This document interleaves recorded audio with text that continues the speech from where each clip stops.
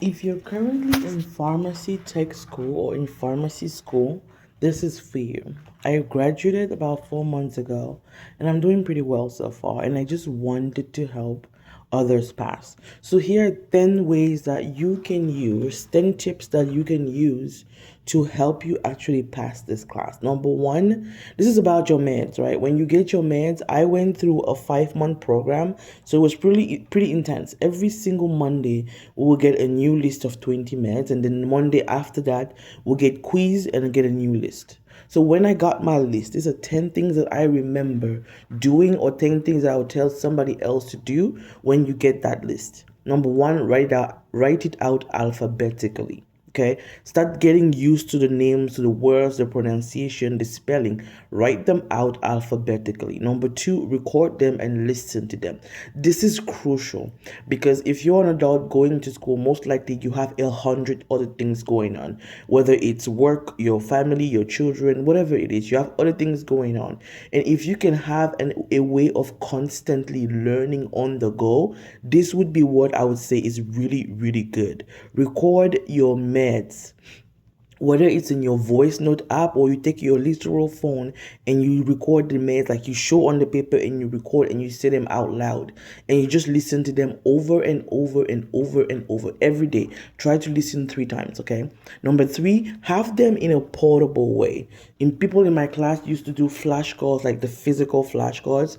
I don't have time for that. There are apps that you can use. There are, like I said, if you record them, you have them in a portable way. If you write them on a little paper to take with you, you have them with you. On my dashboard in my car, I used to tape the meds. So when I'm driving, I will look down and see the meds. It will always be around my consciousness. Number four, find the medicine and images. So if you're this week you're looking at respiratory medications like inhalers and albuterol and salmeterol and Cereven discus, look it up online. What does it look like? When you start to have images of these words, they're not just random words anymore. They come with images. It helps you to remember even more. Number five, break them down into easy groups. When you talk about like drug classification, for example, when they give you a list of 20 meds, it could say antibiotics, right? And in that antibiotics, there's 5 medications that are antimicrobial antibiotics. There are 5 of them that are like antifungal antibiotics. Break them down like that and study 5 by 5, or those little groups. Number six, write over and over each easy group till you know it. So if there are 5, for example, antifungal, on Monday, write them down on a flashcard and keep writing it like on a little board. I will honestly say go to the Dollar Tree and get like an erase board. Write those medications over and over. If it's 20 meds, babe, and you do 5 meds every day, by Friday you have gone over all your 20 meds. Okay. Number seven, use apps that can help you. Quizlet.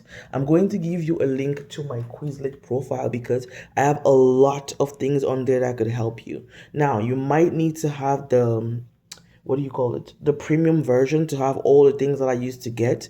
But Quizlet is an amazing app. If you've never checked it out, let me know in the comments. I'll give you like a run through of what Quizlet can do for you. There are also apps that you can download that you do flashcards where you can just read, you can listen, you can write, you can record, however you need to use them.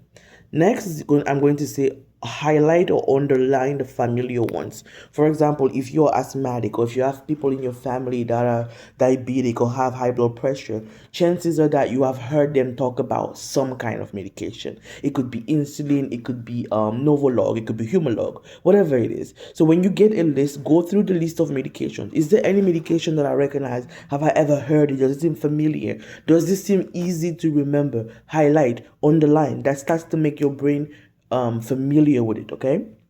Number nine, create mnemonics. For example, there are medications that, like, for example, let me remember. Hold on. Yes, so for insulin, insulin short acting, for example, there used to be three on the day: insulin Lispro, insulin Aspart, insulin Lispro, insulin Aspart, and insulin Admelog. So the way I will remember it is ANA, which is Anna. And I'll also try to remember that the first A is alphabetical order. So that would be Admelog, then Novolog, then Apidra. You see what I mean? So create a way to remember, like memorize them. Mnemonics. If you've never heard of the word mnemonics, look it up right now. It's gonna help you. And the last thing I'm going to say is review, revise, review, revise. If you think you're gonna go over this thing one time and get it, baby girl, you're lying to yourself. You're going to need to read this over and over and over and over and over for them to become memorized, known, and familiar to you. I hope this helps.